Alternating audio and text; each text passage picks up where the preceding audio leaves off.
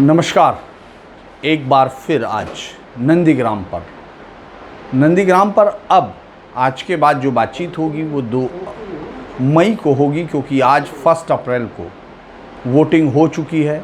आज ये तय हो चुका कि आखिर नंदीग्राम में परिवर्तन आ रहा है तो वो किस तरफ जाएगा। ये हुआ, मतदाताओं ने उस परिवर्तन पर अपनी मोहर लगाई है कि वो परिवर्तन वहाँ की राजनीति में कैसे होगा। उस परिवर्तन का बीजेपी के नारे के से परिवर्तन से ज़्यादा रिश्ता नहीं है। परिवर्तन ये है कि किस तरह से आज अगर नंदीग्राम किसी के भी हक में फैसला सुनाता है तो बंगाल की राजनीति में परिवर्तन होना तय है, जिसमें कि नंदीग्राम का एक बड़ा रोल होगा। सबकी निगाहें नंदीग्राम पर टिकी हुई थी और सभी लोग ये जानना चाहते थे कि आज आखिर नंदीग्राम में किस तरह वोट होता है, किस तरह दोनों जो स्टार इस समय हो गए हैं बंगाल की राजनीति के, क्योंकि ममता बनर्जी पहले से स्टार थी और वो एकमात्र यहाँ से इस समय की सबसे ताकतवर राजनेता हैं, जो अपने सामने उनके किसी भी, अगर हम क्षेत्रीय नेता की बात करें तो उनके सामने कोई नहीं है। अगर इस समय देखते हैं, चाहे वो कांग्रेस हो, चाहे वो सीपीएम हो, और चाहे वो खुद टीएमसी के लोग क्यों ना हो या फिर बीजेपी के लोग, उन तमाम लोगों में से किसी के पास भी ये करिश्मा नहीं है जो ममता बनर्जी के पास था। तो लिहाजा आज सुबह से ही, मतलब जब से इस चुनाव में ममता बनर्जी की नंदीग्राम से चुनाव लड़ने की बातचीत शुरू हुई थी, तभी से सबकी निगाहें नंदीग्राम पे थी और सब इंतज़ार कर रहे थे आज की वोटिंग का। हम लोग भी हमेशा की तरह ये बात देख रहे थे, क्योंकि आपसे लगातार बातचीत हो रही कि आखिर क्यों और किस तरह से इस पूरे मसले पर नंदीग्राम वोट करेगा, कौन कौन से मसले उस पर हावी होंगे, कौन कौन से मसलों के आधार पर नंदीग्राम में वोट होगा। उस सब पर लगातार इतने दिन से वहाँ घूमने के बाद, उनको देखने के बाद ये लग रहा था कि जैसे एक नंदीग्राम के अंदर जो संग्राम है वो काफ़ी अभेद्य है और ममता बनर्जी या शुभेंदु दोनों के बीच में इतनी कड़ी टक्कर है कि कोई भी पॉलिटिकल ज्योतिष ये नहीं बता सकता कि वहाँ क्या होगा। तो लिहाजा सबकी उम्मीदें थी। आज नंदीग्राम में वोट शुरू हुआ, सुबह 7 बजे पहला वोट पड़ना शुरू हुआ। उससे पहले हम लोगों ने देखा कि किस तरह से उस वोट के लिए शुभेंदु पहले ही अधिकारी वहाँ, लगभग 7 बजे का उनका समय था, लेकिन 7, साढ़े 7 बजे, 7:30, 7:40 के करीब वो वहाँ पहुँचते हैं और अपना वोट डालते हैं। वोट डालते वक्त वो जो पत्रकारों से बात करते हैं उसके मुताबिक ममता बनर्जी चुनाव हार रही हैं, वो जीत रहे हैं और उसके लिए, चूँकि वो बीजेपी के कर्मठ कार्यकर्ता हैं, पार्टी के कार्यकर्ता हैं और पार्टी तय करेगी। चूँकि इस तरह की चीज़ें कई बार बहुत सारे रिटॉरिक की तरह होती हैं या एक सिद्धांत की तरह होती हैं जो सब कोई जिसका इस्तेमाल कर सकते हैं, यानी वो सिद्धांत वो कभी भी सुना सकते हैं कि वो पार्टी के कर्मठ कार्यकर्ता हैं या पार्टी के अनुशासन से बंधे हैं। अभी 3 महीने पहले ही वो उस पार्टी में घुसे हैं और उसके अनुशासन से वो इतना बंध गए हैं कि जो टीएमसी के साथ इतने लंबे समय तक का वो था कि वो छोड़ चुके हैं। ये अलग चीज़ है, लेकिन वो वहाँ से शुरू होता है और उस वक्त लग रहा था कि शुरुआती जो शुरू हुआ जो शिकायतों का सिलसिला, तो एक बड़ी हैरानी की बात थी। शिकायतें दोनों तरफ से आती हैं, लेकिन सबसे ज़्यादा शिकायतें हमेशा सत्तारूढ़ दल के खिलाफ होती हैं। लेकिन अगर सत्तारूढ़ दल शिकायतें करने लगे और उनकी संख्या ज़्यादा हो तो इस बात का ज़्यादा अंदेशा हो जाता है कि शायद अब सत्तारूढ़ दल का जनता के साथ उस तरह का रिश्ता नहीं है या जनता उसको सपोर्ट उस तरह नहीं कर रही है, लिहाजा उसकी तरफ से दूसरी पार्टियों, विपक्षियों के खिलाफ जो शिकायतों का सिलसिला है वो शुरू होता है। क्योंकि हमारे यहाँ कहा जाता है समर्थ को नहीं दोष गुसाई, तो समर्थ नहीं रहा है वो, तब समर्थ वो तभी होता है यहाँ की राजनीति में जब उसको लोग वोट करें या वो वोटों को इस तरह मैनेज कर ले कि वो वोट हों, वोट दिखें।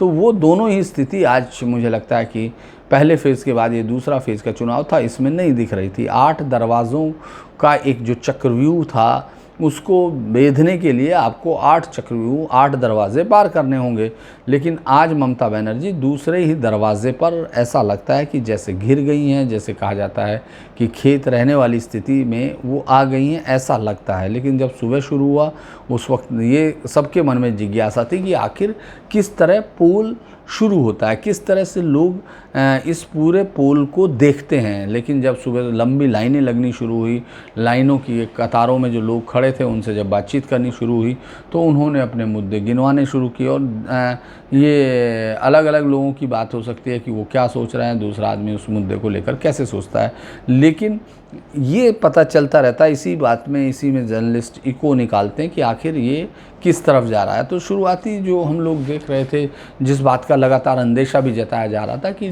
पोलराइजेशन का प्रभाव दिखना शुरू हुआ। ऐसा नहीं था कि वो एकदम सुबह एकदम पूरा लंबा पोलराइजेशन या बहुत गहरा दिखाई दिया हो, लेकिन हाँ पोलराइजेशन की तरफ बढ़ता हुआ एक पोल दिखाई देने लगा आसपास के इलाकों में भी। तब बीजेपी के कार्यकर्ताओं पर हिंसा की खबरें आने लगी। टीएमसी कार्यकर्ताओं ने, चाहे केसगढ़ हो चाहे वो नंदीग्राम हो, तमाम जगह से आपको इस तरह की खबरें मिली और आप सबने टीवी पर देखी भी। लेकिन आखिर इस तरह की खबरें क्यों आई? क्या हुआ कि टीएमसी अपने पर से यकीन खो बैठी और यहाँ तो टीएमसी सुप्रीमो लड़ रही हैं, यानी रीजनल पार्टियाँ अपने एक नेताओं के दम पर, उसके करिश्मे पर, उसी पर आश्रित होती हैं। चाहे वो फिर परिवार को आगे बढ़ाए या फिर किसी और बाहर के आदमी को, जिसको वो आशीर्वाद देता है उसके करिश्मे में वही आदमी जीतता है। लेकिन इस वक्त लग रहा था कि जैसे आज जब ममता बनर्जी थी तो और उस समय उनके सामने जब चुनाव यहाँ हो रहा था, तो लग रहा था कि जैसे वो एक करिश्मे को खो चुकी हुई नेता हैं। इस समय ऐसा लग रहा था। ये मैं नहीं कह रहा कि वो खो चुकी होंगी, लेकिन उनके खिलाफ जिस तरह की वोट होती हुई, खुलकर वोट होती हुई दिखी, वो बहुत ही कम नज़ारा होता है। और इस बार सुरक्षा बलों की मौजूदगी से ये तो तय हुआ कि वोट काफ़ी तौर पर शांतिपूर्ण जो चल रहा है, वो शांतिपूर्ण मतदान भी चल रहा है। और शांतिपूर्ण मतदान के साथ साथ लोगों के अंदर ये भरोसा हुआ कि वो वोट करेंगे तो उन पर चोट नहीं होगी, वोट के तुरंत बाद उन पर हमले नहीं होंगे। इस तरह की चीज़ें काफ़ी ताकत के साथ दिखाई दी। और उसके बाद इसका फ़ायदा ये हुआ कि लोग वोट पर काफ़ी बाहर निकले। हर बार भी वोट बाहर निकलते थे। अगर हम आंकड़ों पर जाएंगे तो शायद हम बंगाल की राजनीति के इस पूरे कैरेक्टर को समझने में थोड़ी भूल करेंगे, जो कि निरंतर बाकी सबसे इसको अलहदा करता है कि किस तरह से एक चुनावी मशीनरी को, पूरी सोसाइटी को एक चुनावी मशीनरी में तब्दील किया गया और वो लगातार चुनाव जीतने के लिए इस्तेमाल की जाती है। वो इस बात के लिए कभी इस्तेमाल नहीं की जाती कि उससे सोशल चेंज करना है या रिफॉर्म करना है या किस तरह से वो तमाम लोगों के पास जाएं और उनको ताकत दें। उस तरह की कोई चीज़ कभी भी उस मशीनरी से नहीं आती। हाँ, ये ज़रूर होता है कि इस पार्टी में ये शख्स, इस गली में रहने वाले, इस परिवार के लोग दूसरी पार्टी को पसंद करते हैं या दूसरी पार्टी में जाने की बातें करते हैं, तो लिहाजा इनकी क्या क्या सुविधाएँ कम हो सकती हैं उस पर वो गौर करते हैं, क्योंकि यहाँ रजिस्टर से सब चलता है और रजिस्टर सत्तारूढ़ पार्टी के पास, जैसे कि यहाँ की परंपरा है। इसमें कई बार ये सवाल भी आता है कि यहाँ कास्ट परंपरा नहीं होती। लेकिन चलिए अभी हम नंदीग्राम पर वापस लौटते हैं। पहले नंदीग्राम पर रहते हैं। सुबह के बाद उस समय जब हम लोगों ने देखा कि वो निकले, उन्होंने बूथ पर कहा कि वो जीत रहे हैं, वो पूरी तरह जीतेंगे, और उसके बाद उन्होंने दौरा करना शुरू कर दिया। उस वक्त कहीं से कोई खबर नहीं आ रही थी कि कोई हिंसा की बात है या उस तरह की। हाँ, छोटी मोटी झड़पें जो कि अमूमन होती हैं कि वोट को लेकर, उसको लेकर, ये कैसे आ गया, वो सब थी।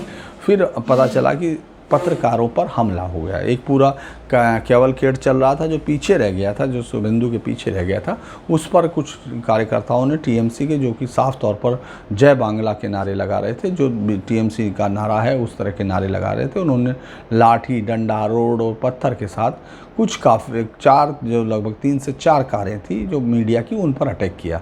उस अटैक के बाद उसमें से, चूँकि शुभेंदु उससे पहले निकल चुके थे, शुभेंदु के पास जो सुरक्षा है वो भी काफ़ी मजबूत सुरक्षा है और उसमें भी केंद्रीय पुलिस के जवान शामिल थे, केंद्रीय पुलिस के लोग शामिल थे, तो लिहाजा उसकी सुरक्षा बहुत मजबूत है। लेकिन एक पूरे हिस्से में पत्रकार, ख़ासतौर से जो दिल्ली से आए हुए पत्रकार हैं, उनको ये एक परेशानी ज़रूर हो रही थी कि उनको जो, चूँकि एक तो रास्तों को लेकर थी, दूसरा भाषा को लेकर थी, तीसरा ये कि उनके साथ एक अलग किस्म का व्यवहार भी हो रहा था।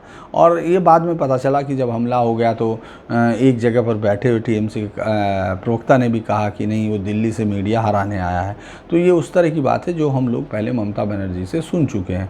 तो इस तरह की चीज़ों के बाद ये हल्ला हुआ, हमला हुआ। उसके बाद शुभेंदु ने भी बात की, आकर उसने उन लोगों से बात की।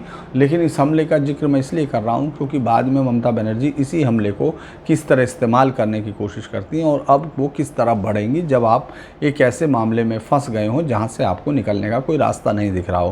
क्योंकि आप इस चक्रव्यूह के दूसरे ही दरवाजे में अगर उलट जाते हैं या उस दरवाजे को तोड़ने में नाकाम रहते हैं, या ये बात पता चल जाती है कि कोई जो बहादुर है, वीर है, महारथी है, वो हिस्सा ले रहा है, तो महारथी वही होता है जो चक्रव्यूह तोड़ना जानता हो।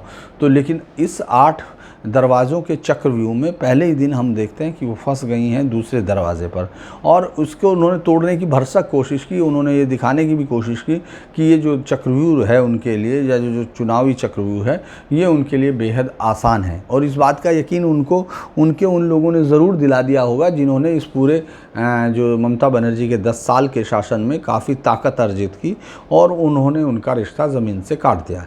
तो इस तरह के लोगों को ज़रूर उन लोगों ने यकीन दिलाया होगा कि नंदीग्राम जैसा केक वॉक कहीं नहीं हो सकता है। आप तो जहाँ जाएंगी 294 सीटों में से आप किसी भी सीट पर जीत सकती हैं, इस तरह के। और वो ममता बनर्जी का अति आत्मविश्वास भी है जो उनको इतने लंबे समय तक, क्योंकि राजनीति में महत्वाकांक्षा और अति मतलब अपने पर विश्वास ये बहुत ज़रूरी होता है, जो आपको आगे बढ़ने में मदद करता है। और ममता बनर्जी को आप देखेंगे तो इसी तौर तरीके से आगे बढ़ी हैं। तो नंदीग्राम में शुरुआत ये हुई, उसके बाद घूमने के बाद पत्रकारों पर हमला हुआ, उसके बाद अलग अलग जगह पर शुभेंदु ने दिया। लेकिन जो एक मूड दिख रहा था, जो एक पैटर्न दिख रहा था, उसमें लग रहा था कि शुभेंदु को वोट पड़ रहा है और ये एक अच्छा वोट पड़ता हुआ वोट दिख रहा था। इसके बाद ये सारी चीज़ें आती हैं। 1:15 बजे के करीब अचानक ममता बनर्जी, उनका घर जो रायपाड़ा पे उन्होंने रेंटेड घर लिया है, और ऐसा पहली बार हुआ होगा कि राज्य के मुख्यमंत्री जब चुनाव लड़ रही हैं यहाँ से, तो उन्होंने कोलकाता के बाहर इतना लंबा प्रवास किया होगा, खासतौर से अपनी उस विधानसभा में जिस पे वो चुनाव लड़ रही हैं। हालांकि उनके चुनाव लड़ने की चर्चा और चुनाव किस तरह हुआ ये मैं आपको विस्तार से अलग अलग चीज़ों पर बता चुका कि रायपाड़ा की रैली, उस रैली में कितनी भीड़ थी, उसके बाद हर एक रैली में किस तरह से उनकी भीड़ का अनुपात लगभग उतना ही रहा, वो उसको बड़ा नहीं कर पाई। उन्होंने कोशिश की 2 रोड शो के ज़रिए ये समझने की कोशिश की कि मैं नंदीग्राम में बहुत ही, मेरा नंदीग्राम से नाता बहुत है, मेरा नंदीग्राम से रिश्ता बहुत है और मैं उनको बहुत क्लोजली जानती हूँ और हर एक के साथ मेरा अपनापा। और एक तरह से उन्होंने कहा कि मेरा नाम तेरा नाम नंदीग्राम, मैं अपना नाम भूल सकती हूँ लेकिन नंदीग्राम नहीं भूल सकती हूँ। ये उन्होंने पहले उस रिश्ते को बनाने की कोशिश की। लेकिन अब जो असली पेच है वो ये है कि ममता बनर्जी ने जब पर्चा भर दिया उसके बाद उनको रियलाइज़ हुआ कि ये एक ऐसी जगह है, पर्चा भरने से भी पहले जब वो यहाँ पहुँची थी तो उनको ये रियलाइज़ हो गया कि ये एक आसान जगह नहीं है। यानी ये एक ऐसा नहीं है कि जिस तरह से हम किसी जाएं और फिर उसके बाद प्रचार में जाने की ज़रूरत ना पड़े और हम जीत कर आ जाएं। जब वो आई थी तो इसी उम्मीद से आई थी और उन्होंने उस रैली में कहा भी था कि मेरे पास ज़्यादा समय नहीं होगा लेकिन आप ही लोग जिताएंगे क्योंकि ये आपका चुनाव है। इस तरह की बातें हर जगह, हर राजनेता से हम लोग उसकी विधानसभा सीट पर मुख्यमंत्री की सुनते हैं जब वो चुनाव लड़ते हैं, क्योंकि वो ये कहता है कि मुझे राज्य में चुनाव देखना है, ये सीट मैं आपके हवाले कर रहा हूँ, या मैं नहीं, आप लड़ रहे हैं। लेकिन इस तरह का कोई बात, इस तरह की कोई चीज़ ममता बनर्जी पहले दिन के बाद नहीं बोली, क्योंकि उनको मालूम था कि उनका यहाँ रहना शुभेंदु की इसके खिलाफ उनकी जीत के लिए एक बड़ा कदम, मजबूरी हो सकता है, आसान नहीं है शुभेंदु को यहाँ निकाल देना। और ये बात लगातार कई बार मैंने देखा, कई बार पढ़ा, आप लोगों ने भी सुना होगा और पढ़ा होगा और देखा होगा कि शुभेंदु यहाँ बहुत ताकतवर हैं, शुभेंदु ने ऐसा किया और शुभेंदु नेम पट पे हैं और तमाम चीज़ें। तो ये बात भी सही है कि जब हम लोग अलग अलग जगह जाते हैं तो वो अलग अलग नाम पट हैं। जैसे जिस मंदिर में गई तो उसमें कहीं ना कहीं शुभेंदु कहीं दिख जाता है कि पोस्टर पर, और वो जो दीवारों पर लगी हुई पट्टियाँ हैं जिनमें कि दान देने का जिक्र है या वहाँ किसी उद्घाटन का जिक्र है। तो इसीलिए नंदीग्राम के इस पूरे हिस्से में ममता बनर्जी अपने चारों तरफ उसको पा रही थी, यानी जहाँ भी वो जा रही थी वहाँ कहीं ना कहीं शुभेंदु है। जैसे उनके घर क्या, जो प्रांगण उन्होंने लिया था, जो मतलब एक घर उन्होंने 2 मंजिला घर जो रेंटेड लिया गया था, उसके अगर प्रांगण की बात करें तो जिस गली की तरफ आप घुसते हैं वहीं सामने हेलीपैड भी है उनका, उस घर के सामने शायद यही एक सिक्योरिटी रीजन से वो दिया गया होगा, वरना M.A. फारूकी करके एक पहले भी एक सज्जन का घर लिया जा चुका था जहाँ फिर वो गई नहीं है, सिक्योरिटी की वजह से इस पर कहा गया। तो अब इस घर में रहते हुए उनको लग रहा था कि वो जो है अच्छे से जीत रही हैं और वो, लेकिन उस प्रांगण में ही उस दीवार पर जब वो निकलती थी तो उस दीवार पर उनको शुभेंदु अधिकारी का नाम दिखता था, गुलाब के उसके कमल के झंडे खूब मात्रा में उनके घर के सामने, उनके हर एक झंडे पर तो ये कहना, मेरे विचार से ये सारी चीज़ें वो थी जिन्होंने ममता बनर्जी के विश्वास को हिला दिया था। ममता बनर्जी जिस उम्मीद से थी कि यहाँ जो है किसी भी तरह की चुनौती नहीं मिलेगी और पार्टी छोड़कर जाने वाले को वो गद्दार का जो तमगा दिलाती हैं वो बड़े आराम से तमगा दे दिया जाएगा और उसके बाद वो जीत सुनिश्चित हो जाएगी, इस तरह के एक आइडिया के साथ वो यहाँ पहुँची थी। लेकिन बहुत जल्दी उनको ये एहसास हो गया था कि उन्होंने पढ़ने में गलती कर दी, यानी आपने एक मैसेज को जो दीवारों पर लिखा हुआ था आपने उसको नहीं पढ़ा और आप कहीं ना कहीं कोई गलती कर बैठे हैं। अब उस गलती को सुधारा नहीं जा सकता था वापस जाके या उसको चुनाव को छोड़ते। उसका एक ही तरीका था कि आप आगे बढ़ के लड़ें और लड़ें तो फिर सीधा लंबा अपनी जीत के लिए लड़ें। ममता बनर्जी ने वो कोशिश की, लेकिन ऐसा लग रहा था कि जैसे उनका साथ छोड़ रहा हो नंदीग्राम उनके साथ ना जा रहा हो, इस तरह की चीज़ें लग रही थी पहले से। इसीलिए आप उनकी अगर सभाओं को देखोगे, आप उनके भाषाओं को देखोगे और कोई रणनीति नहीं। एक और बात जो मैं नंदीग्राम पे करना चाहूँगा कि उनकी कोई रणनीति नहीं दिख रही थी। वो स्पॉन्टेनियसली स्टेज पर कुछ सोचती थी और उसको एकदम अप्लाई करती थी। रणनीति के तौर पे पहले दिन उसमें दिखा दी थी, मुंशी आई उसने गाना गाया, फिर अगले में भी आई उसमें भी गाना गाया, लेकिन ये फिर वो आखिरी दिन नहीं थी कि वो वहाँ मंच से गाना, यानी डोला सेन लगातार लॉर्ड बो का जो गाना गा रही थी कि उनको लड़ना है, ये भी ये समझ में नहीं आ रहा था। उनके ख़ासतौर से उनके खुद के कट्टर समर्थक ये समझा नहीं पा रहे थे कि भाई आप किससे लड़ना चाहते हो, सत्ता में आप हो, सत्ता आपकी है और ऐसे में आप कह रहे हो लॉर्ड बो और इस तरह के गाने गाना, धान वाला, वो तमाम चीज़ें। मुझे लगता है कि ये कई बार इस तरह की चीज़ें होती हैं, ये पॉलिटिशियंस और फिल्म अभिनेताओं में या फिल्मी इंडस्ट्री से जुड़े हुए तमाम लोगों में इस तरह की चीज़ पाई जाती है कि हम दोहराते हैं, अपने आप को बार बार दोहराते हैं, भले ही उसका वक्त क्यों ना चला गया हो। 2011 में 2007 के बाद ये गीत प्रासंगिक इसलिए थे क्योंकि वाम मोर्चे की सरकार यहाँ राज करती थी, एक छत्र राज था और किसी भी विरोधी आवाज़ को दबा देने के लिए हिंसा का सहारा लेने में वो पार्टी चूकती नहीं थी। तो लिहाजा उस समय ये बनाए गए गीत लोगों के ज़बान पर थे, लेकिन जब वो गा रही थी तो जब उसके बाद वो गीत ख़त्म होता था तो बहुत ही धीमे की तालियां या जैसे मंच से किया गया इशारा उसकी तालियां, कोई इस तरह की ताली वहाँ नहीं दिख रही थी जो स्पॉन्टेनियसली आती हो, या जिस तरह से जब संवाद जो होता है नेता के साथ मंच पर और सामने समर्थकों का, वो संवाद तालियों से, नारों से, इन्हीं सब से एक दूसरे के बीच संवाद होता है। तो उस तरह का संवाद होता हुआ नहीं दिखा। फिर अदिति मुंशी आई, उन्होंने मंच पर ही राम का नाम गाया और इसके बाद आपकी कहानी आपको मालूम है। तो फिर आज का हम लोग बताते हैं कि जिस तरह से शुभेंदु ने शुरुआत की वो एक बेहद इस तरह की शुरुआत थी जो एक विश्वास को दिखाती थी, क्योंकि बूथ घूमना शुरू कर दिया।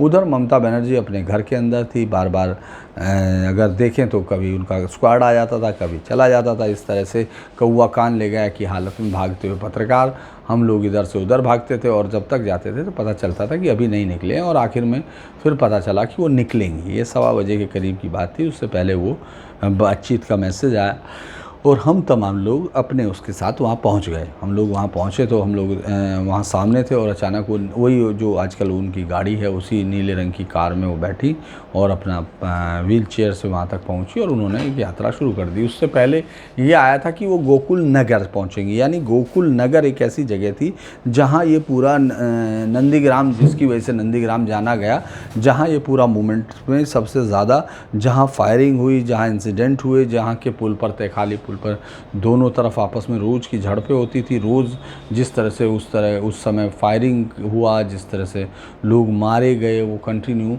उसमें गोकुल नगर का बहुत बड़ा हिस्सा आता है। तो लिहाजा गोकुल नगर अगर उस पुल को बांधना चाहती थी, उस रिश्ते को जोड़ना चाहती थी, तो गोकुल नगर बहुत ही अहम जगह थी, लेकिन उसको इग्नोर किया गया। जब हम तैखाली रोड पर पहुँचे तो वो काफ़िला सीधा चलता हुआ आगे की तरफ बढ़ गया और फिर हम लोग एक ऐसे बूथ पर पहुंच गए, एक ऐसे गांव पे बोयल, वहां तक पूरा मीडिया उनके पीछे था और वो गाड़ियां एक दूसरे से आगे निकलने की होड़ भी थी, जिसमें एक दूसरे से गाड़ी का एक्सीडेंट भी हो सकता था, वो उस तरह से। लेकिन वो सब लोगों को जानते थे कि आज का दिन ममता बनर्जी का दिन है और अगर वो कहीं छूट जाती हैं किसी रिपोर्टर से तो उसके लिए प्रॉब्लम है।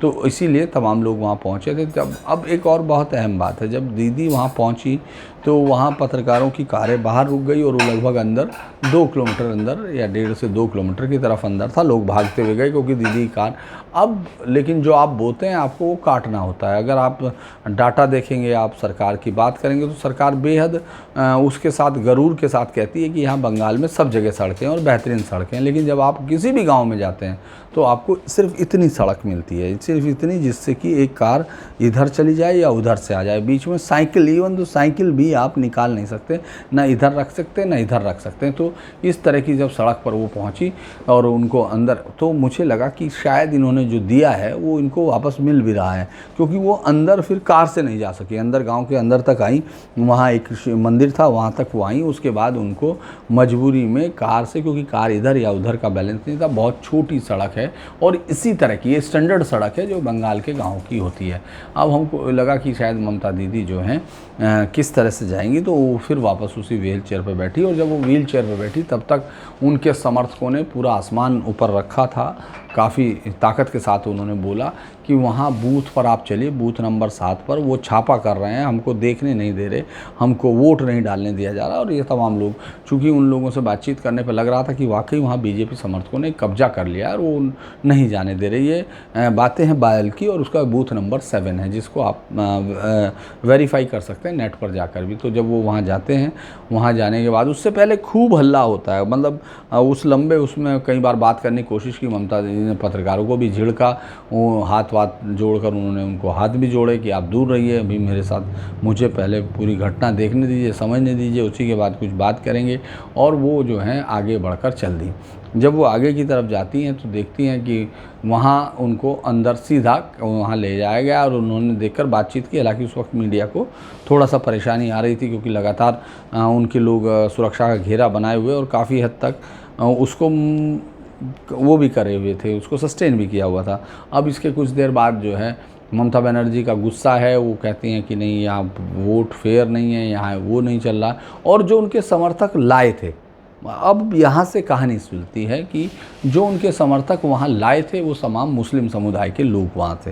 वो साफ़ तौर पर दिख रहा था उसमें, क्योंकि आपको हिंदू मुस्लिम के अंदर भेद करना बहुत आसान है। हालांकि कुछ दिल्ली में बैठी हुई पत्रकार या बैठे हुए पत्रकार, उनको ये कभी समझ में नहीं आता और वो इसको कभी भी कम्युनल एंगल दे सकती हैं कि आपने ऐसा क्यों कहा कि आपने मुसलमान का नाम लिया या किसी का नाम लिया। लेकिन ये एक हकीकत है कि वो एक अपना, उनका उस क्षेत्र में जहाँ रह रहे उसके बाकायदा उसके भी पहनावे या रहन सहन से बहुत ज़्यादा कोई मिक्सिंग नहीं होती या मिक्सअप नहीं होते हैं। वो आपको ऐसे ही दिखेंगे कि उनके पास जो अपनी वेशभूषा है, जो तरीका है, उसी तरीके के साथ वहाँ दिखते हैं। तो वहाँ दिख रहे थे। जैसे ही हम उनकी बातों पर, हमको लगा कि शायद ये एक तरफा वर्जन था, लेकिन जो पत्रकार उस समय इतनी ज़्यादा घटनाएं हो रही हों तो उस समय ज़्यादातर पत्रकार एक पक्षीय दिखने लगते हैं, क्योंकि जो सामने मिलता है उसी का इंटरव्यू शुरू हो जाता है। अब वो जो भी कहानी बता रहा है तो आपके पास उसको वेरीफाई करने का उस वक्त कोई ज़रिया नहीं होता जब गला काट कर सामने हो रहा हो। तो ऐसे में हम लोगों ने जब अंदर पहुँचे, वो अंदर की तरफ जाने के बाद बूथ, एक प्राइमरी स्कूल, छोटा सा प्राइमरी स्कूल था, उसके पास ये बूथ था। उसके अंदर जब वो बूथ के अंदर चली गई तो हमने देखा कि उधर सामने भी हज़ारों महिलाओं की भीड़ थी, जो लगभग सैकड़ों की भीड़ मुझे कहना चाहिए, सैकड़ों महिलाएं थी जो बहुत चिल्ला रही थी, जय श्री राम, जय श्री राम। उससे ये तो पता चल रहा था कि आखिर ये किसको वोट दे रहे हैं और किसके लिए किए हुए हैं। तो उस अफरा तफरी में इधर से उधर दौड़ते हुए रिपोर्टर, क्योंकि बीच में पुलिस फोर्स पूरा समाज, वो उनको बचाने की कोशिश कर रहा था, यानी दोनों के आपस में टकराने को रोकने की कोशिश कर रहा था, उस टकराव को, जो बाहर का एडमिनिस्ट्रेशन, जो बाहर की फोर्सेस थे और एडमिनिस्ट्रेशन था, क्योंकि पुलिस के पास बहुत ज़्यादा यहाँ रोल नहीं था। तो वो कभी इधर भागते थे, वो एक खेत में एक दूसरे को धमकियाँ देते हुए, गालियाँ देते हुए एक दूसरे की तरफ बढ़ रहे थे बार बार। खासतौर से जो शुभेंदु का था, जो समर्थकों का वो था, वो सीधे तौर पर बस गाली वाली से ज़्यादा वो जय श्री राम का नारे लगा रहा था, जिससे पता चल रहा था कि वो किस तरह के काम कर रहा है, मतलब किस तरह की वोट करना चाहता है। वो जब उन लोगों से मैंने पूछा, चूँकि ये झगड़ा काफ़ी बढ़ गया था, तो पूछा कि आखिर ऐसा क्यों है कि आप वोट नहीं डालने दे रहे, यानी जो वोट है वो आप क्यों नहीं डालने दे रहे। इस पर उन लोगों ने कहा कि इनका यहाँ कोई वोट नहीं है। ये बड़ी हैरान कर देने वाली बात थी, क्योंकि उन्होंने कहा कि इस पर 970 या 976 इस तरह के वोट हैं और वो तमाम वोट हिंदू परिवारों के। हमने उनसे वो कहा कि आप उनको फाइल फाइल दे दीजिए, तो मतलब जो मतदाता सूची है वो सब दे दीजिए। उन्होंने कहा हम दे देते हैं, आप उसको चेक कर लीजिए। लेकिन उसी दौरान अंदर ममता बनर्जी ने जो है एक हद ठान ली थी कि जब तक आप सीनियर एग्जीक्यूटिव ऑफिसर्स को नहीं बुलाओगे, जब तक इलेक्शन कमीशन के सीनियर ऑफिसर्स यहाँ नहीं आएंगे, तब तक वो यहीं बैठे रहेंगे। उसके बाद वो सीनियर अफसर्स आए, 2 अफसर्स आए जो ऑब्जर्वर थे, उनसे बातचीत हुई। इसी दौरान उन्होंने गवर्नर को फ़ोन किया, इसी दौरान इलेक्शन कमीशन को फ़ोन किया। इलेक्शन कमीशन को लेकर वो बहुत कटु भी थी। उन्होंने जब भी उनसे बातचीत करने की कोशिश की, वहाँ भी 1-2 बातों के जवाब देने के बाद वो गुस्से में आ गई। तो वहाँ इंतज़ार करती रही, फ़ोन मिलाती रही अलग अलग लोगों को। अब किन को फ़ोन मिला रही थी ये तो नहीं पता चला, लेकिन वो लगातार फ़ोन मिलाते हुए और कई बार झल्ला जाती थी। लगता था कि जैसे फ़ोन मिल नहीं रहा है या किसी ने फ़ोन उठाया नहीं है। इस पूरी प्रोसेस में हमको ये पता चल जाता है कि आखिर झगड़े की जड़ कहाँ है और क्या वाकई ध्रुवीकरण हो रहा है।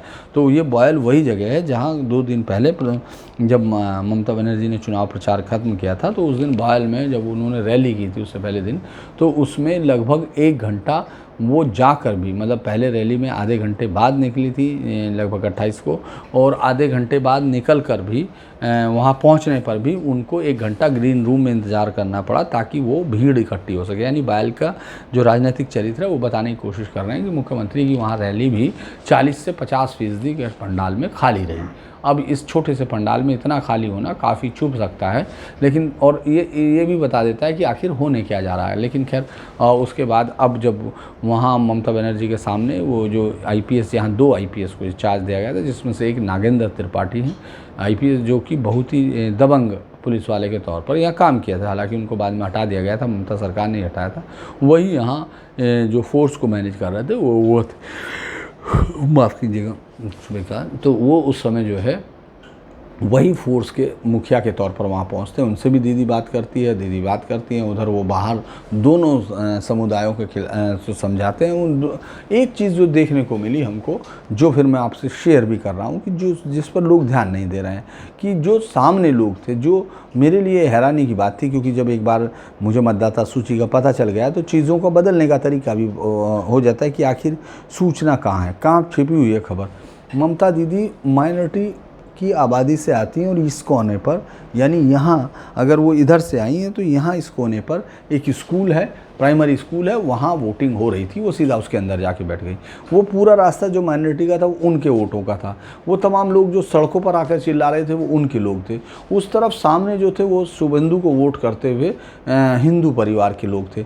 अब वोट जब वो लोग आए जिन्होंने ये कहा था कि उनको वोट नहीं देने नहीं दी जा रही है, तब आपको ये जान के हैरानी होगी उनमें से एक भी आदमी उस वक्त भी अंदर जाता हुआ नहीं दिखा, जबकि राज्य की मुख्यमंत्री वहाँ बैठी थी। तो उनके समर्थकों के वोट के लिए, यानी अपने समर्थकों को वोट दिलाने के लिए वो वहाँ बैठी थी, लेकिन एक भी उन लोगों में से कोई आदमी अंदर नहीं आया, क्योंकि वो साफ दिख रहा है, आप उसको कैमरों पर देख सकते हैं। हालांकि कुछ यूट्यूबर्स हैं जो एक ज़माने में अपने आप को पत्रकार भी मानते रहे थे, उन सीनियर होने के बाद और किस तरह का उनका मूवमेंट था, वो वहाँ भी ये कह रहे थे कि जो जीत रही है ममता बनर्जी, शायद इसी वजह से उनके खिलाफ हिंसा हो रही है, उनके खिलाफ वोट नहीं डालने दिया जा रहा था।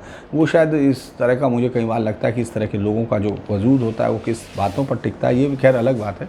तो उन्होंने वहाँ बस उसमें पूरा दोनों ग्रुपों के बीच जो बार बार लड़ाई हो रही थी, और जो महिलाएं थी उनका ये कहना था कि वो जो धमकियां दे रहे हैं, यानी जो सामने मुस्लिम पक्ष है वो जो धमकियां दे रहा है वो आप सुन भी नहीं सकते हैं। इस तरह की धमकियां महिलाओं के खिलाफ यौन उत्पीड़न के अपराध या यौन उत्पीड़न की धमकियां सरेआम देने की वो कोशिश कर रहे थे। यानी अगर हम 974 वोट देखते हैं, जिसमें से अगर उनकी बातों पर यकीन करते हैं, और उस कॉपी को चेक भी करना पड़ेगा, जिसमें वो कहते हैं कि एक भी वोट मुस्लिम्स का नहीं है, तो मुस्लिम्स का नहीं है तो फिर उस आबादी को यहाँ वोट कैसे डालने दिया जाएगा। ये बार बार वो सवाल पूछ रहे थे कि ममता यहाँ से बाहर जाओ, ममता दूर भगाओ, ममता दूर भगाओ, इस तरह के नारों के साथ वो पूरी ताकत झोंके हुए थे, क्योंकि इधर से जो भीड़ थी वो भी उसी तरह से बिहेव कर। ये बात बिल्कुल सही है कि जो मुस्लिम आबादी का बूथ था वो बूथ नंबर 4 था। ये बूथ नंबर 7 था। ममता बनर्जी अंदर बैठकर किसको वोट डलवाना चाहती थी, वो वोट डालने आया क्यों नहीं, और वो कौन लोग थे जो वोट नहीं डाल पा रहे थे, इस बात का शाम तक कोई पता नहीं चला था। और इसके बाद जब हम लोगों ने पूछा तो उनमें से कोई वोट भी नहीं डाला। उन्होंने कहा कि हमने उधर डाल दिया, लेकिन वो कोई स्पष्ट जवाब नहीं था। उधर सामने से जब लाइन में ममता बनर्जी के सामने ही एक लाइन लगी हुई थी, जिसमें जाकर चूँकि सुरक्षा इतनी ज़्यादा हो गई थी कि कॉमन आदमी वहाँ वोट डालने की बात तो है, एंट्री भी नहीं कर पा रहा था बिना उसके। तो वो जब लाइन से डाले हुए थे, शायद सतपति करके अलग अलग लोग, प्रदीप सतपति और कुछ उनकी पत्नी या इस तरह का कोई नाम था, वो लाइन में लगे हुए थे। और उसके बाद बहुत सारे लोग जब निकले तो उनके आगे जब माइक उड़ाया, मैं ये जानना चाह रहा था कि क्योंकि राज्य की मुख्यमंत्री वहाँ सामने बैठी है, बंगाल की शेरनी वहाँ बैठी हुई है, जिसने कहा कि मैं तुम्हारे साथ रहूँगी, जो भी होगा वो देखेंगे। तो उस तरह से की चीज़ों में जब वहाँ बैठी हूँ, तो ऐसे में इन लोगों ने किसको वोट दिया और इतने हंगामे के बाद किसको वोट दिया। तो जैसे ही मैंने 3-4 लोगों से पूछा तो मुझे बड़ी हैरानी हुई कि जैसे ही मैं उनकी तरफ माइक लेता था तो उनका सिर्फ एक ही होता था, जय श्री राम, यानी नारा जय श्री राम। मैंने एक क्रॉस क्वेश्चन भी किया कि अंदर राज्य की मुख्यमंत्री बैठी हैं, जिन्होंने इस राज्य के लिए इतना काम किया, जो बंगाल निजर में के चाही का नारा है, जिनका बांग्ला में बोल रही हैं आप, तो आप भी बांग्ला में बोल रही हैं। तो उनका जवाब था कि हम ममता दीदी को हटाने के लिए ही वोट करने आए हैं, क्योंकि पिछले 10 सालों का काम उनका इस बात का गवाह है कि उन्होंने क्या किया है, और हम लोग इसीलिए उनको हटाने आए थे।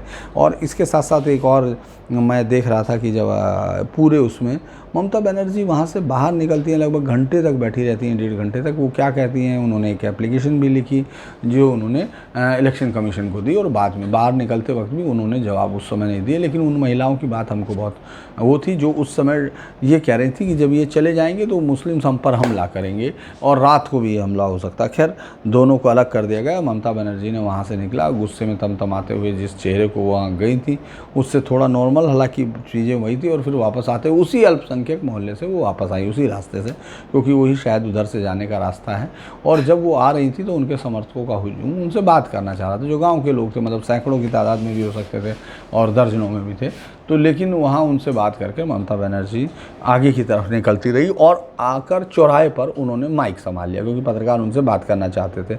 अब उन्होंने वहाँ आने के बाद बताया कि किस तरह से जो है इस पूरे मसले में पत्रकारों के जो छेड़छाड़ हुई, जो हमला हुआ, उसको भी उन्होंने कहा कि बीजेपी के गुंडों ने महिला पत्रकारों को हरेस किया है। और इसके साथ साथ उन्होंने फिर अमित शाह को कहा कि वो किस तरह की दुष्कृति कर रहे हैं, सीआईएसएफ वाले तो हमारे भाई हैं, तमाम चीज़ें कहीं। और उसके बाद उन्होंने कहा कि जो लोग वोट डालने आए बाहरी गुंडे हैं, बाहर के लोग हैं, और वो बांग्ला भी नहीं बोलते हैं, बांग्ला भी नहीं जानते हैं।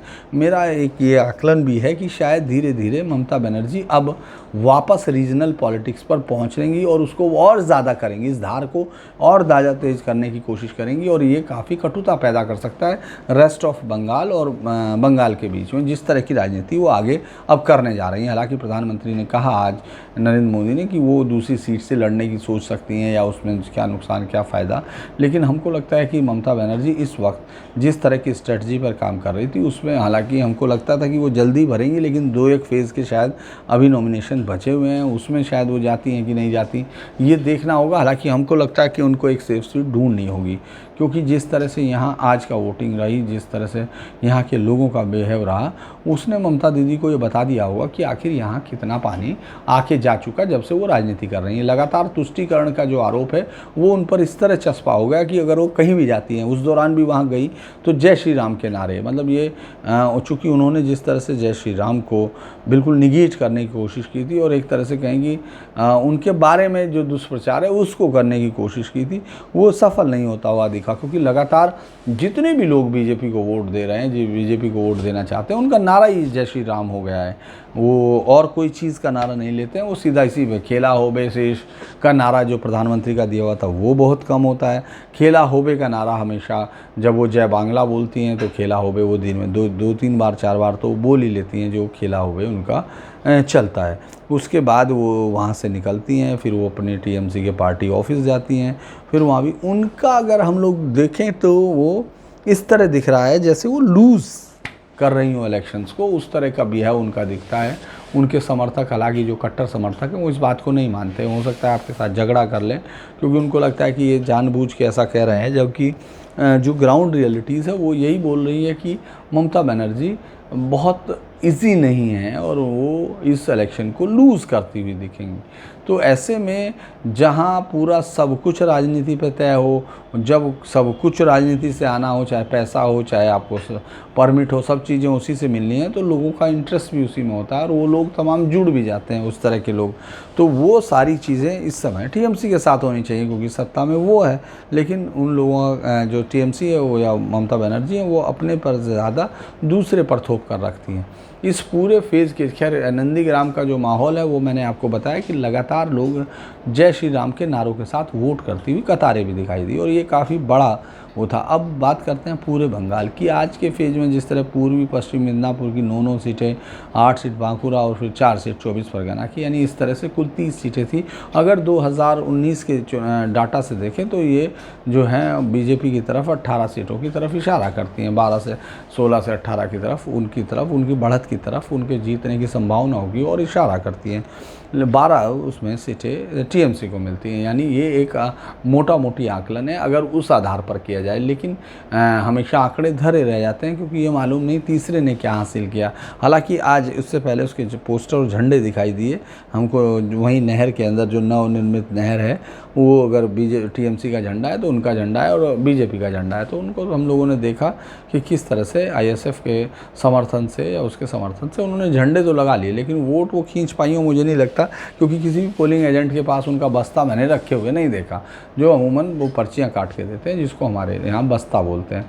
तो वो सब लेने वाले भी लोग वहाँ नहीं दिख रहे थे। तो क्योंकि लड़ाई सीधी थी, ममता बनर्जी से सीधी है, दोनों में के बीच के स्टेक्स इतने बड़े हैं, तो लिहाजा वो दोनों चीज़ें बहुत ज़्यादा सामने नहीं आई। और इसके बाद एक और बड़ी चीज़ ये मुझे लगती है कि ममता बनर्जी ने जिस तरह बिहेव किया वो एक बहुत मैच्योर्ड पॉलिटिशियंस का बिहेव नहीं है। आप एक मैसेज देने की कोशिश कर रहे हो और ये हवा आगे तक जाएगी। तो अगर मैं आज के उसमें कहूँ तो प्रधानमंत्री नरेंद्र मोदी का और ममता के बीच का जो पर्सनालिटी कल्ट है, आज उसमें प्रधानमंत्री मोदी भारी दिखाई दिए। और ममता बनर्जी ने जिस जगह पर जाकर वोट को लेकर 2 घंटे तक रुकाया, वो जगह भी उनकी जो भाषा मतलब जो उनका प्लान वो ये कहें कि जो उन्होंने अपनी तरफ से उसको वर्किंग डे में डाला है वो भी बहुत ही ज़्यादा कन्विंसिंग नहीं था, क्योंकि वो वोटर वोट करने ही नहीं आए जिनके नाम पर वो 2 घंटे वहाँ बैठी रही। तो इसीलिए इस पूरे नंदीग्राम में अगर आज की बात करें तो ये बीजेपी को लेकर आगे की तरफ बढ़ता हुआ है। और जब बीजेपी यहाँ से आगे बढ़ती है और कल जब इस तरह की बातें आएंगी कि ममता बनर्जी लूज़ कर सकती है, तो मुझे लगता है कि ये और भी परेशानी भरा टीएमसी के लिए हो सकता है। इस तरह की चीज़ें लगातार आएंगी और ममता बनर्जी सिर्फ दूसरे दरवाजे पर जाकर जैसे फंस गई हो, जैसे निकलने का रास्ता ना हो और वो फिर रथी रह जाएं, महारथी ना हो, इस तरह का कोई चीज़ हमको लग रहा है कि जल्दी ये इस तरह से हो सकता है।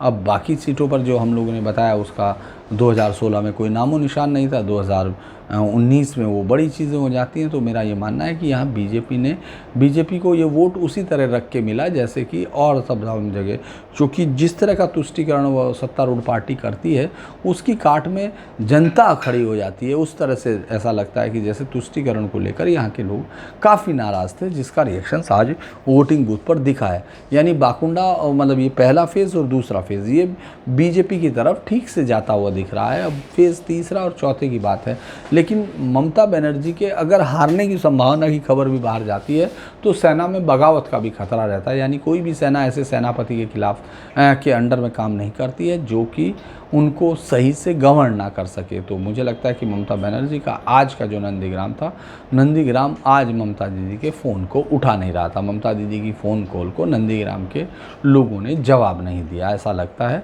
और अब जब 2 मई को नतीजे आएंगे तब हम ये देख पाएंगे कि हमारा ये किस तरह का जो एक वो रहा है ऑब्जर्वेशन, उसमें क्या किस तरह से उसने काम किया है। शुक्रिया दोस्तों, आज बेहद थका हुआ था, लेकिन मुझे लगता है कि रोज़ बात करने की वजह से ही, चूँकि सुबह 3 बजे से हम लोग उठ कर बाहर निकले हुए थे ख़ास तौर से नंदीग्राम के लिए, तो हम लोग वहाँ थके और रात में वापस आने वाले, इसीलिए कुछ चीज़ें मुझे लगता है कि शायद हम लोगों ने मिस की हैं, लेकिन मैं जल्दी उनको अगले वीडियो में पूरा करूँगा। मेरा आपसे एक निवेदन है, जो भी लोग इसको देखते हैं उनको इसको सब्सक्राइब भी करना चाहिए और लाइक भी करना चाहिए, ताकि हमको यूट्यूब में जाकर लाइव करने का अवसर मिलेगा। वही मैं आप लोगों के लिए सिर्फ यही मेरी तरफ से एक गुजारिश है। नमस्कार।